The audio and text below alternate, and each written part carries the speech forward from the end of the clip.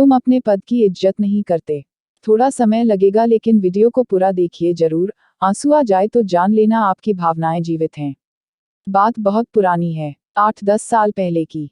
मैं अपने एक मित्र का पासपोर्ट बनवाने के लिए दिल्ली के पासपोर्ट ऑफिस गया था। उन दिनों इंटरनेट पर फॉर्म भरने की सुविधा नहीं थी। पासपोर्ट दफ्तर में दलालों का बोलबाला था और खुलेआम दलाल पैसे लेकर पासपोर्ट के फॉर्म बेचने से लेकर उसे भरवाने, जमा करवाने और पासपोर्ट बनवाने का काम करते थे। मेरे मित्र को किसी कारण से पासपोर्ट की जल्दी थी, लेकिन दलालों के दलदल में फंसना नहीं चाहते थे। हम पासपोर्ट दफ्तर पहुंच गए, लाइन में लगकर हमने पासपोर्ट का तत्काल फॉर्म भी ले लिया। पूरा फॉर्म भर लिया। इस चक्कर में कई घंटे निकल चुके थे और अब हमें किसी तरह पासपोर्ट की फीस जमा करानी थी। हम लाइन में खड़े हुए लेकिन जैसे ही हमारा नंबर आया बाबू ने खिड़की बंद कर दी और कहा कि समय खत्म हो चुका है, अब कल आइएगा।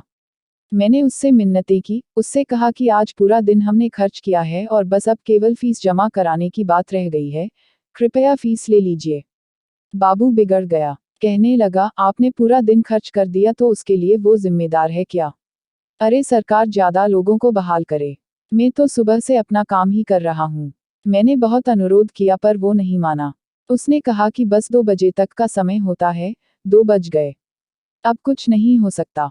मैं समझ रहा था कि सुबह से दलालों का काम वो कर रहा था, लेकिन जैसे ही बिना दलाल वाला काम आया उसने बहाने शुरू कर दिए हैं। पर हम भी अड़े हुए थे कि बिना अपने पद का इस्तेमाल किए और बिना ऊपर से पैसे खिलाए इस काम को अंजाम देना है।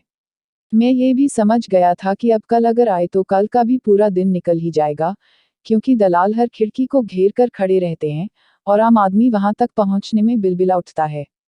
खैर, मेरा मित्र बहुत मायूस हुआ और उसने कहा कि चलो अब कल आएंगे। मैंने उसे रोका, कहा कि रुको एक और कोशिश करता हूँ। बाबू अपना थैला लेकर उठ चुका था। मैंने कुछ कहा नहीं, चुपचाप उसके पीछे हो लिया। वो उसी दफ्तर में तीसरी या चौथी मंजिल पर बनी एक कैंटीन में गया, वहां उसने अपने थैले से लंच बॉक्स निकाला और धीरे धीरे अकेला खाने लगा।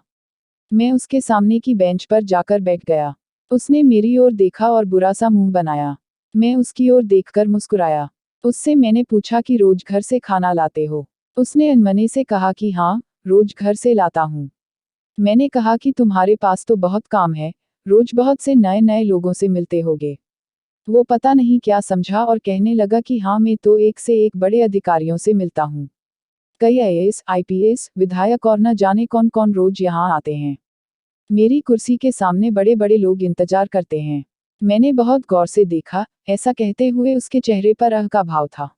मैं चुपचाप उसे सुनता रहा। फिर मैंने उससे पूछा कि एक रोटी तुम्हारी प्लेट से मैं भी खा लूं। वो समझ नहीं पाया कि मैं क्या कह रहा हूँ। उसने बस हाँ में सिर हिला दिया। मैंने एक रोटी उसकी प्लेट से उठा ली और सब्जी के साथ खाने लगा। वो चुपचाप मुझे देखता रहा। मैंने उसके खाने की तारीफ की और कहा कि तुम्हारी पत्नी बहुत ही स्वादिष्ट खाना पकाती है। वो चुप रहा। मैंने फिर उसे कुरेदा, तुम बहुत महत्वपूर्ण सीट पर बैठे हो, बड़े बड़े लोग तुम्हारे पास आते हैं, तो क्या तुम अपनी कुर्सी की इज्जत करते हो?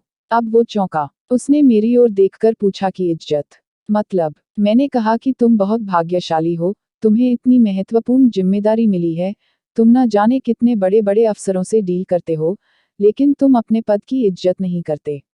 उसने मुझसे पूछा कि ऐसा कैसे कहा आपने? मैंने कहा कि जो काम दिया गया है उसकी इज्जत करते तो तुम इस तरह रूखे व्यवहार वाले नहीं होते। देखो तुम्हारा कोई दोस्त भी नहीं है।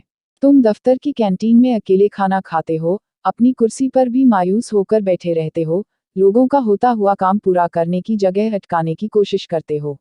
मान लो कोई एकदम 2 बजे ही तुम्हारे काउंटर पर पहुंचा तो तुमने इस बात का लिहाज तक नहीं किया कि वो सुबह से लाइन में खड़ा रहा होगा, और तुमने फटाक से खिड़की बंद कर दी। जब मैंने तुमसे अनुरोध किया तो तुमने कहा कि सरकार से कहो कि ज्यादा लोगों को बहाल करे।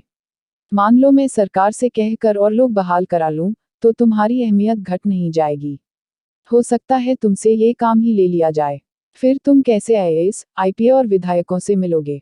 भगवान ने तुम्हें मौका दिया है रिश्ते बनाने के लिए, लेकिन अपना दुर्भाग्य देखो, तुम इसका लाभ उठाने की जगह रिश्ते बिगाड़ रहे हो।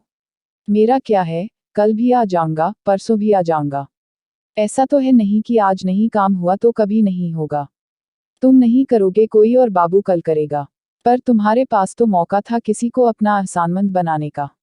तुम उससे चूक गए। वो खाना छोड़कर मेरी बातें सुनने लगा था। मैंने कहा कि पैसे तो बहुत कमा लोगे, लेकिन रिश्ते नहीं कमाए तो सब बेकार है। क्या करोगे पैसों का? अपना व्यवहार ठीक नहीं रखोगे तो तुम्हारे घर वाले भी तुमसे दुखी रहेंगे। यार दोस्त तो नहीं है, ये तो मैं देख ही चुका हूँ। मुझे देखो, अपने दफ्तर में कभी अकेला खाना नहीं खाता। यहाँ भी भूख लगी तो तुम्हारे साथ खाना खाने आ गया। अरे अकेला खाना भी कोई जिंदगी है। मेरी बात सुनकर वो रुआंसा हो गया। उसने कहा कि आपने बात सही कही है साहब। मैं अकेला हूँ। पत्नी झगड़ा कर मायके चली गई है। बच्चे भी मुझे पसंद नहीं करते। माँ है, वो भी कुछ ज्यादा बात नहीं करती। सुबह 4-5 रोटी बनाकर दे देती है, और मैं तन्हा खाना खाता हूँ। रात में घर जाने का भी मन नहीं करता। समझ में नहीं आता कि गड़बड़ी कहाँ है। मैंने हौले से कहा कि खुद को लोगों से जोड़ो। किसी की मदद कर सकते तो करो। देखो मैं यहाँ अपने दोस्त के पासपोर्ट के लिए आया हूँ। मेरे पास तो पासपोर्ट है। मैंने दोस्त की खातिर तुम्हारी मिन्नतें की, निस्वार्थ भाव से, इसलिए मेरे पास दोस्त हैं, तुम्हारे पास नहीं हैं। वो उठा और उसने मुझसे कहा कि आप मेरी खिड़की पर पहुंचो। मैं आज ही फॉर्म जमा करूंगा। मैं नीचे गया, उसने फॉर्म जमा कर लिया, फीस ले ली, और हफ्ते भर में पासपोर्ट बन गया।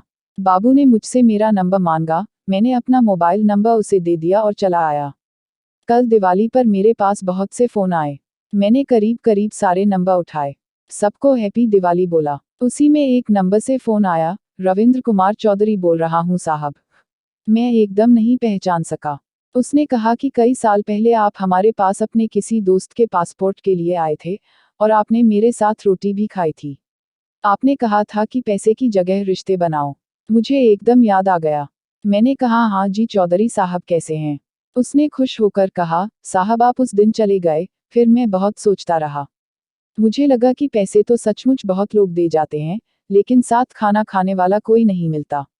सब अपने में व्यस्त हैं। मैं साहब अगले ही दिन पत्नी के मायके गया, बहुत मिन्नतें कर उसे घर लाया। वो मान ही नहीं रही थी। वो खाना खाने बैठी तो मैंने उसकी प्लेट से एक रोटी उठा ली। कहा कि साथ खिलाओगी। वो हैरान थी, रोने लगी, मेरे साथ चली आई, बच्चे भी साथ चले आए। साहब अब मैं पैसे नहीं कमाता, रिश्ते कमाता हूँ। जो आता है उसका काम कर देता हूँ। साहब आज आपको हैप्पी दिवाली बोलने के लिए फोन किया है। अगले महीने बिटिया की शादी है, आपको आना है। अपना पता भेज दीजिएगा, मैं और मेरी पत्नी आपके पास आएंगे। मेरी पत्नी ने मुझसे पूछा था कि ये पासपोर्ट दफ्तर में रिश्ते कमाना कहाँ से सीखे, तो मैंने पूरी कहानी बताई थी। आप किसी से नहीं मिले लेकिन मेरे घर में आपने रिश्ता जोड़ लिया है।